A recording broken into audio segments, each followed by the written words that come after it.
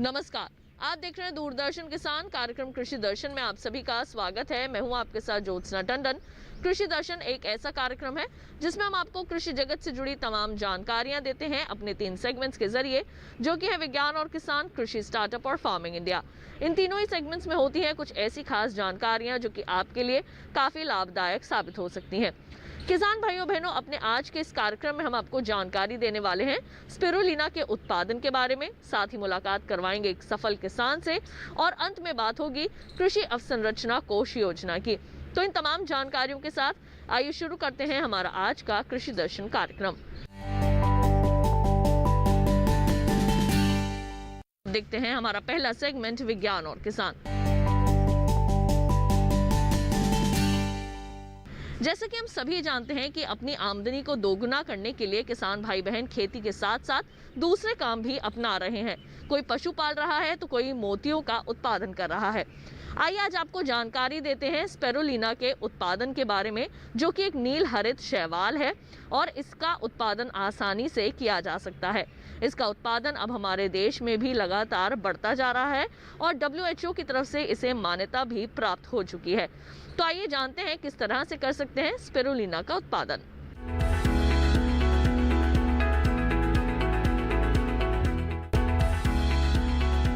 Spirulina की खोज Charles Darwin ने की थी। इसमें एसेंशियल प्रोटीन, कार्बोहाइड्रेट और एसेंशियल फैटी एसिड पाया जाता है। इसके अलावा 8% खनिज, vitamin B1, B2, B3, B6 और B12 के साथ साथ विटामिन E, K और H भी भरपूर मात्रा में मौजूद है। नासा की रिसर्च बताती है कि 1 किलो स्पिरुलिना में 1000 किलो सब्जियों के बराबर पोषक तत्व पाए जाते हैं। 1992 में WHO ने भी माना था कि स्पिरुलिना हाई क्वालिटी का फूड प्रोडक्ट है, बल्कि प्रोटीन की मात्रा तो सोयाबीन से भी 20 गुना ज्यादा है। ये जबरदस्त रोग प्रतिरोधक क्षमता वाला शैवाल है जो पाचन शक्ति बढ़ाता है और शरीर की गैर जरूरी चर्बी को हटाता है। साथ ही लिवर, गुर्दे और दिल को मजबूती देता है। स्पिरुलिना का इस्तेमाल लिपस्टिक, बाम और चेहरे की झुर्रियों के लिए भी क्रीम बनाने में काम आता है। चेहरे पर इसका पेस्ट लगाने से चमक आती है। ये बहुत महंगा है, आप चाहें तो प्रशिक्षण लेकर इसकी खेती कर सकते हैं। स्पिरुलिना की व्यावसायिक खेती धीरे धीरे पैर जमा रही है। खास तौर से तमिलनाडु में इसका उत्पादन होने लगा है। इसका एक निश्चित बाजार है, इसलिए बेचने की कोई समस्या नहीं होगी। इसकी खेती सीमेंट या प्लास्टिक से बने किसी भी टैंक में की जा सकती है, लेकिन पहले चाहिए मदर कल्चर। मदर कल्चर काफी गाढ़ा होता है। उत्पादन के लिए इसे तरल करते रहना होगा, यानी 1 लीटर मदर कल्चर को आप 9 लीटर पानी में घोलकर उसका भी कल्चर तैयार कर सकते हैं और फिर इस कल्चर को टैंकों में डालकर स्पिरुलिना का उत्पादन होगा। इसके उत्पादन के लिए पानी का pH मान 10 होना चाहिए। ये गर्मियों में उगता है जब तापमान 20 से 40 के बीच हो। प्रणित मणियार युवा हैं और स्पिरुलिना का उत्पादन कर रहे हैं। उनके पास 8000 लीटर क्षमता के टैंक हैं। सही तापमान पर 3-4 दिन में स्पिरुलिना बनकर तैयार हो जाएगा। नैनो माइक्रोन वाला नेट इस्तेमाल करके इसे बाहर निकाल लेंगे। इस नेट में पूरी तरह विकसित स्पिरुलिना ही रुकेंगे, बाकी शैवाल छनकर वापस हौज में चले जाएंगे। अगर आप 10 किलो शैवाल निकालते हैं तो सूखने के बाद उसका वजन महज 1 किलो रह जाएगा। सुखाने के लिए स्टील की ट्रे में पॉलिथीन बिछाएंगे और सोलर ड्रायर में रख देंगे। सूखने के बाद इस तरह का स्पिरुलिना मिल जाएगा। अब तरह तरह के उत्पाद बनाने में काम आएगा।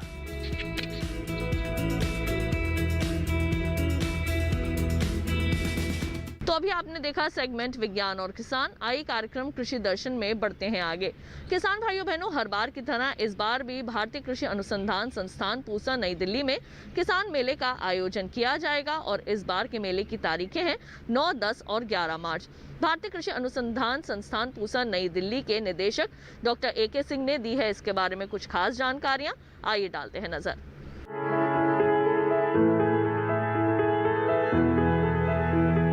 इस बार का जो पूसा कृषि विज्ञान मेला 2022 का है, वो मार्च 9 से लेकर के मार्च 11 तक पूसा परिसर में आयोजित किया जाएगा और मेले का उद्घाटन दिन में 2 बजे माननीय केंद्रीय कृषि एवं किसान कल्याण मंत्री श्री नरेंद्र सिंह तोमर जी के द्वारा किया जाएगा। इस बार जैसा कि आप जानते हैं, अभी भी कोविड की समस्या पूरी तरह से इसका समाधान नहीं हुआ है, तो हम पूरी सावधानी बरतते हुए मेले का आयोजन करेंगे। और उसमें 2-3 बातें मैं आपसे अनुरोध करना चाहूँगा कि आप जब आएँ तो बहुत बड़े समूह में नहीं आएँ।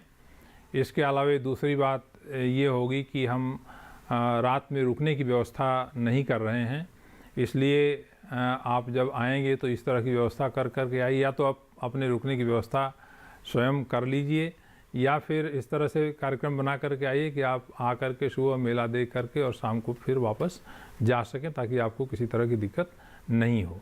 ये ज़रूरी है कोविड नियमों का पालन करने के लिए। बाकी हम लोग यहाँ पर मास्क की और सैनिटाइजेशन वगैरह की व्यवस्था करेंगे।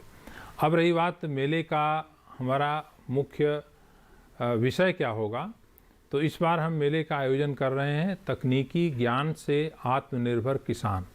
किस प्रकार तकनीकी ज्ञान से हम किसान को आत्मनिर्भर बना सकते हैं, इस विषय पर हम मेले का आयोजन करेंगे।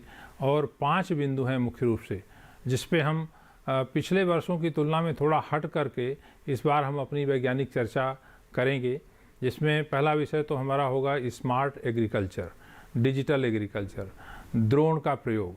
दूसरा विषय हमारा जो होगा वह मुख्य रूप से केंद्रित होगा एग्री स्टार्टअप और FPO, किसान उत्पादक संगठन किस प्रकार से किसानों की आमदनी बढ़ाने में, संगठित होकर उत्पादन करने में और उत्पाद की गुणवत्ता बनाए रखने में और उसको बाजार से जोड़ने में सफल होंगे। इन सारे विषयों पर चर्चा की जाएगी। तीसरी बात हम लोग protected cultivation, vertical farming, hydroponics, aeroponics, ये एक नया विषय है और यह विषय जो है बहुत ही ज़रूरी है, ख़ासकर पेरी अर्बन एग्रीकल्चर में। शहर में रहने वाले जो लोग हैं अपने छतों पर बागवानी कैसे कर सकें, सीमित जगह में कैसे इसका लाभ उठा सकें, इस विषय के ऊपर भी हम लोग विस्तार में चर्चा करेंगे। चौथा मुख्य विषय जो है वो है कि हम प्राकृतिक खेती और जैविक खेती, इसमें कैसे हम सामंजस्य बनाएं और इससे जो हमारा उत्पादन होता है उस उत्पादन को बाजार से जोड़ करके किस प्रकार ज़्यादा से ज़्यादा लाभ किसानों तक पहुंचा सके। हमारा 5वां सत्र जो होगा वो सत्र एग्री एक्सपोर्ट, कृषि निर्यात के ऊपर आधारित होगा। और इसमें कृषि निर्यात की क्या क्या संभावनाएं हैं और क्या क्या उसमें दिक्कतें आती हैं, उसके लिए क्या करना होगा, इन सारे विषयों पर हम लोग चर्चा करेंगे।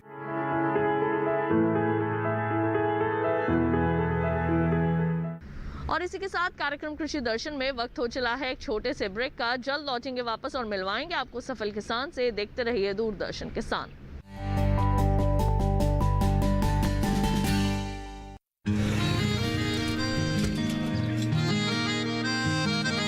क्या बात है भाई, आजकल तो काफी खुश नजर आ रहे हो। क्यों ना हो, अब मैं ऑर्गेनिक खेती जो कर रहा हूँ ये पूरा प्राकृतिक है, ऑर्गेनिक है। इसमें हमारे खेत, हमारी फसल और हमारी जेब सब फायदे में होते हैं और इसमें लागत भी कम है। जी हाँ, आप भी ऑर्गेनिक खाद का प्रयोग करें, अपनी फसल और मिट्टी को तंदुरुस्त बनाएं और आपकी आमदनी में इजाफा करें। अधिक जानकारी के लिए किसान call centre toll free number 1800-180-1551 पर कॉल करें और लॉग ऑन करें kisan.gov.in और farmer.gov.in। कृषि और किसान कल्याण मंत्रालय द्वारा किसान हित में जारी।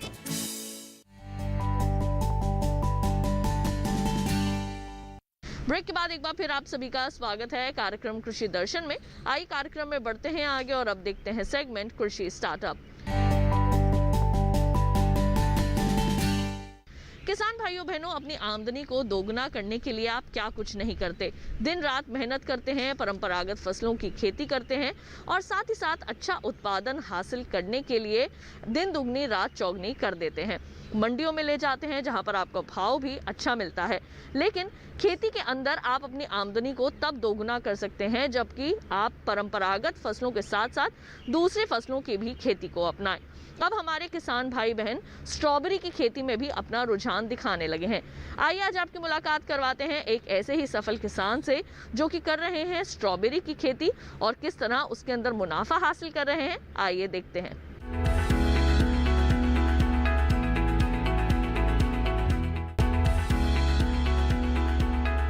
कामयाब किसानों की फहरिस्त में एक नाम अरविंद बेनीवाल का भी है। ये किसान परिवार से संबंध रखते हैं। वर्ष 1998 में इन्होंने स्ट्रॉबेरी की खेती करनी शुरू की थी। इससे पहले उनका परिवार और उनके गांव के लोग परंपरागत खेती ही किया करते थे।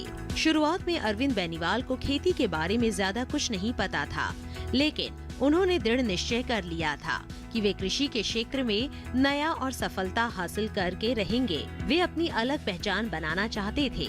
यही कारण था कि उन्होंने परंपरागत खेती करने के बजाय स्ट्रॉबेरी की खेती करनी शुरू की। अरविंद बेनीवाल का खेती करने के फैसले ने लोगों का उनका मजाक उड़ाने का अवसर मुहैया करा दिया, लेकिन इन सब बातों से बेखबर अरविंद बेनीवाल अपना रास्ता चुन चुके थे। उन्हें अपनी मंजिल साफ दिख रही थी। अरविंद बेनीवाल जानते थे कि स्ट्रॉबेरी की खेती में अच्छी गुणवत्ता वाली पानी की जरूरत होती है और उनके क्षेत्र में ऐसा पानी मिलना आसान नहीं था। तब अरविंद बेनीवाल ने कुआं खुदवाने का फैसला किया। कहते हैं कि सफलता के लिए किसी गुरु का होना बहुत जरूरी है। अरविंद बेनीवाल चाहते थे कि कोई उन्हें भी स्ट्रॉबेरी की खेती, उसकी मार्केटिंग और पूरी अर्थव्यवस्था के बारे में समझाए। कहते हैं कि ढूंढने से तो भगवान भी मिल जाते हैं। कृषि विश्वविद्यालय हिसार द्वारा इन्हें स्ट्रॉबेरी की खेती के विषय में सारी जानकारियां हासिल की। पहले ही साल में स्ट्रॉबेरी की खेती कर अरविंद बेनीवाल ने अच्छा मुनाफा कमाया। इन्होंने 1 एकड़ में लगभग 8 लाख रुपए का स्ट्रॉबेरी की बिक्री की, जिससे उनका हौसला और बढ़ गया। 1 एकड़ से मिली कामयाबी के बाद इन्होंने 2, 3, 5 और अब वर्तमान में 20 एकड़ में स्ट्रॉबेरी की खेती कर रहे हैं। वे हर साल कैलिफोर्निया से स्ट्रॉबेरी के पौधे का आयात करते हैं। स्ट्रॉबेरी की खेती से मिली कामयाबी की वजह से अरविंद बेनीवाल एक सफल किसान के रूप में जाने जाते हैं। इन्होंने कई व्यावसायिक समझौते किए हुए हैं। उनके द्वारा बने उत्पाद कई कंपनियों में जाता है। स्ट्रॉबेरी की खेती ने अरविंद बेनीवाल को आर्थिक मजबूती दी है और साथ ही इन्हें समाज में एक पहचान भी दिलाई है। अरविंद बेनीवाल को खेती करते हुए केवल 1 दशक ही हुआ है, लेकिन उनके किसान जीवन में ये दशक खासी अहमियत रखता है। इस 1 दशक ने उन्हें स्ट्रॉबेरी की खेती का किंग बना दिया है। तो अभी आपने देखा सेगमेंट कृषि स्टार्टअप। इसके साथ ही कार्यक्रम कृषि दर्शन में वक्त हो चला है एक और छोटे से ब्रेक का। जल्द लौटेंगे वापस अपने अगले सेगमेंट फार्मिंग इंडिया के साथ। आप कहीं मत जाइए, देखते रहिए दूरदर्शन किसान।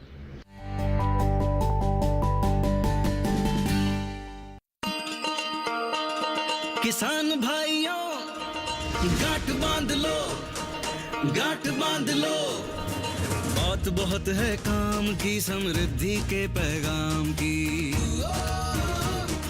मिट्टी के मिजाज को समझो, मिट्टी के हर राज को समझो। मिट्टी की तुम जांच कराओ, मुफ्त सॉइल हेल्थ कार्ड ले जाओ।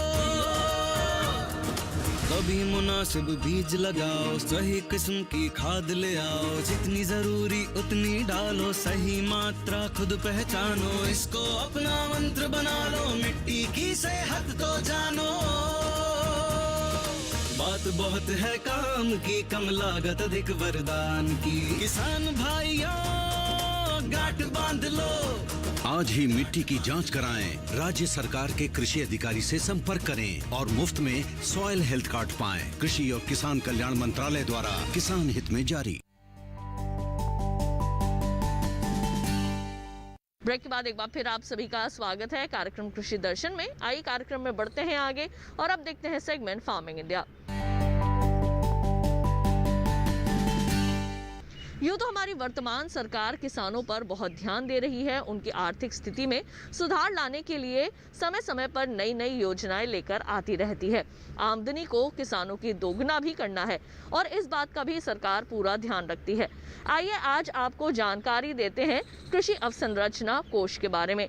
क्या है कृषि अवसंरचना कोष और कैसे किसान इससे लाभ प्राप्त कर सकते हैं? आइए डालते हैं नजर इस विशेष रिपोर्ट पर।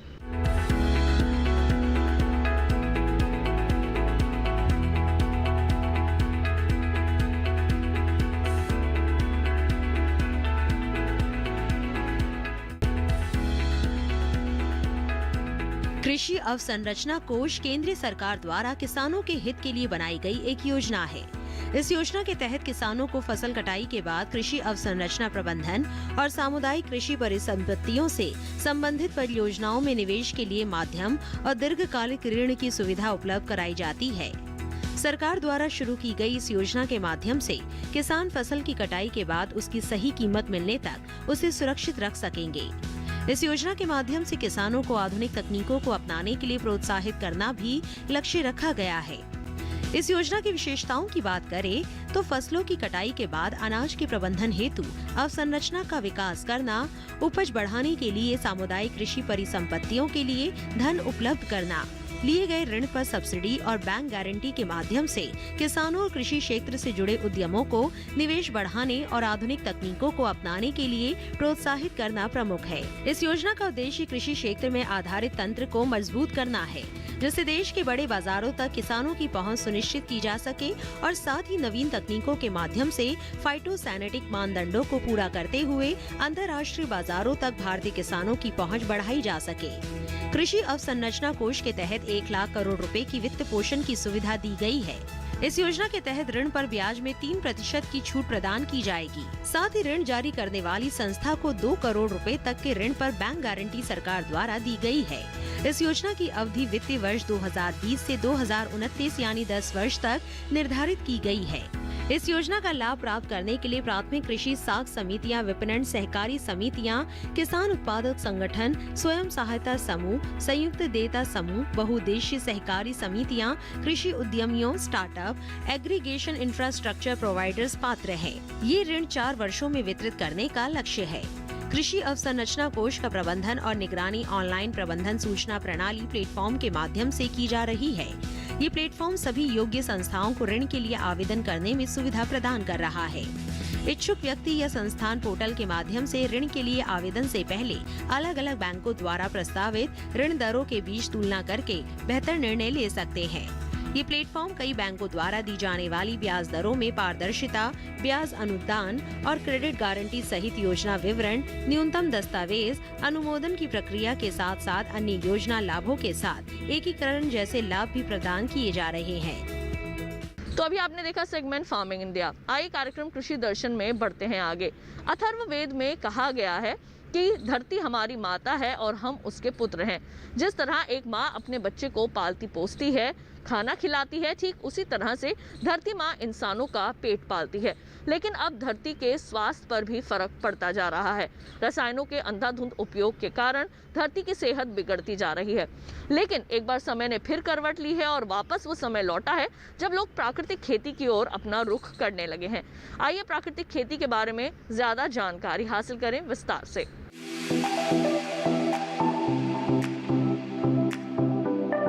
रसायनों की वजह से मिट्टी की उपजाऊ शक्ति दिन ब दिन कमजोर होती जा रही है। पर्यावरण प्रदूषण बढ़ रहा है सो अलग। कृषि रसायनों के लिए दुनिया भर में चिंता जताई जा रही है और उपाय तलाशे जा रहे हैं। जैविक खेती इसी तलाश का नतीजा है। लेकिन समस्या ये है कि जैविक खेती भी पूरी तरह रसायन मुक्त नहीं है। अगर आपको एकदम शुद्ध फसलें उगानी है तो प्राकृतिक खेती अपनानी होगी। प्राकृतिक खेती देसी गाय पर आधारित कृषि पद्धति है जो मुख्य रूप से मिट्टी के स्वास्थ्य पर जोर देती है। मिट्टी जितनी स्वस्थ होगी, फसल भी उतनी ही बेहतर होगी। दरअसल मिट्टी में पौधों के विकास के लिए 16 तरह के पोषक तत्व होते हैं। देसी गाय के गोबर में सभी तत्व मौजूद हैं और कमाल की बात ये है कि अकेली गाय 30 एकड़ जमीन पर खेती के लिए काफी है। देसी गाय के गोबर और मूत्र की गंध केचुओं की संख्या बढ़ाने में भी मददगार है। हम सभी जानते हैं कि केचुए किसानों के मित्र माने जाते हैं। आपको बता दें कि प्राकृतिक खेती के लिए गहरी जुताई की जरूरत नहीं होती। इसमें सिंचाई पौधों से कुछ दूरी पर की जाती है, जिसमें सिर्फ 10% ही पानी लगता है। दूर से पानी देने के कारण जड़ों की लंबाई बढ़ती है, जिससे तनों की मोटाई और पौधों की लंबाई में भी इजाफा होता है। प्राकृतिक खेती में पौधों की दिशा उत्तर दक्षिण होती है।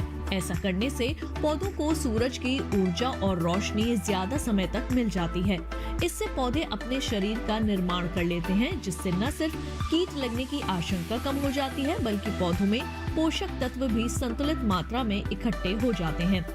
प्राकृतिक खेती में मुख्य फसल के साथ सहयोगी फसलों को भी उगा सकते हैं। इसी तरह की खेती में देसी बीजों की काफी अहम भूमिका होती है। देसी बीज पोषक तत्व कम लेते हैं और पैदावार ज्यादा देते हैं। दूसरी ओर जलवायु परिवर्तन का असर खेती पर भी पड़ रहा है। प्राकृतिक खेती से उपजी फसलें मौसम की विषमताओं को काफी हद तक सहन कर लेती हैं, जिससे किसान आर्थिक नुकसान से बच रहे हैं। खेती के लिए खाद और कीटनाशक की जरूरत होती है। प्राकृतिक खेती में ये दोनों चीजें प्राकृतिक तरीके से ही बनाई जाती हैं, वो भी घर पर मौजूद सामग्री से। इसमें दो तरह की खाद होती है, जीवामृत और घन जीवामृत। खाद दो तरह से बन सकती है। मिट्टी की भौतिक दशा को सुधार देगा। इस तरह कीटनाशक भी गोबर, गौमूत्र, पौधों के पत्ते, तंबाकू, लहसुन और लाल मिर्च से बनाए जाते हैं। प्राकृतिक खेती में पोषण और कीट नियंत्रण के लिए बाजार से कुछ भी अतिरिक्त सामान नहीं खरीदना होता, इसलिए इसे जीरो बजट फार्मिंग यानी शून्य बजट खेती भी कहा जाता है। दक्षिण भारत में ये खेती लोकप्रिय हो रही है और खास तौर से कर्नाटक में। प्रधानमंत्री श्री नरेंद्र मोदी जी जिस तरह से खेती को प्रोत्साहित कर रहे हैं, उनकी सरकार ने परंपरागत कृषि विकास योजना में ही भारतीय प्राकृतिक कृषि पद्धति के नाम से एक उप योजना तैयार की है। इसके अंतर्गत किसान को 3 साल के लिए प्रति हेक्टेयर 12,200 रुपए की आर्थिक सहायता दी जाती है। पद्मश्री सुभाष पालेकर प्राकृतिक खेती के जनक हैं। वैसे बिना रसायनों वाली खेती भारत के लिए कोई नया विचार नहीं है। हमारे किसान हजारों साल से इसी तरह की खेती करते आ रहे हैं। वेदों और उपनिषदों में भी इस संबंध में श्लोक मिल जाते हैं। रसायनों का उपयोग हरित क्रांति के दौरान शुरू हुआ। अब चूंकि पूरी दुनिया इनके दुष्परिणामों को जान चुकी है, ऐसे में भारत प्राकृतिक खेती के रूप में दुनिया को नई राह दिखा रहा है।